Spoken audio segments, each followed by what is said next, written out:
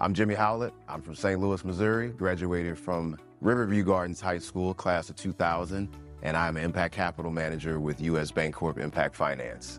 What inspired me to pursue this path, I always have looked at myself as a change agent. And so I felt that in my career, every single position that I was in kept pushing me more towards doing good work within the community. When you do good work and what you do for the good of the people, that comes back reciprocated. And for me, that is a little bit more important than the almighty dollar. Early in my career, we used to go to for-profit colleges and actually sign people up for checking accounts. Being able to actually teach the importance of having an account, we found that out there. It was there that I learned how many folks were part of this unbanked and underbanked population here in St. Louis. I was like, wow, it's like, it's very painful to just see how much distrust was in between folks and the banks. There just was not any trust. But then the unbanked and underbanked population grew even more when you talk about small businesses and other entrepreneurial ventures out here in St. Louis.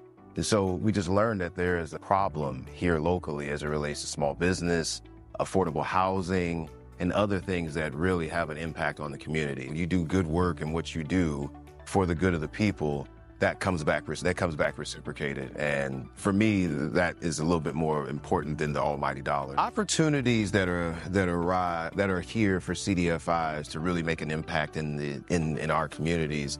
We have the opportunity to support CDFIs to actually invest in those technologies so it can carry their operations out better.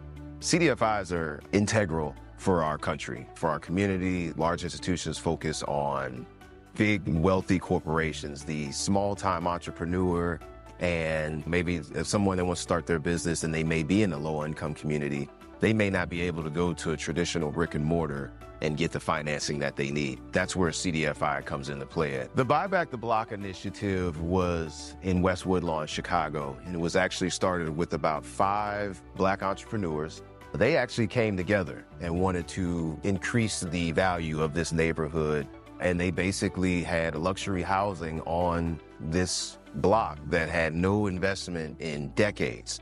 They increased the assessed value of the neighborhood by $8 million and actually had a chain grocery store actually come over there to start their operations within West Woodlawn, Chicago. So now you have a neighborhood that's increased the value by $8 million.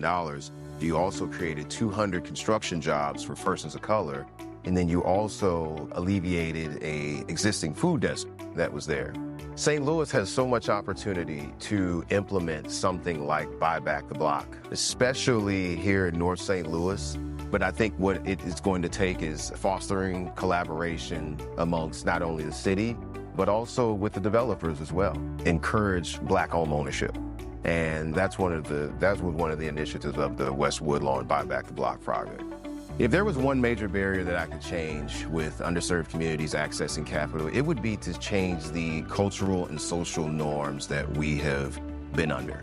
The cultural and social stigmas that some of us have emerged from our neighborhoods, we live by those, and we carry those year over year, and next thing 25 years has passed, and we're still hindered by those same cultural and social stigmas that we grew up with. Not being adaptive to change, not learning new skills, not going out seeking new things.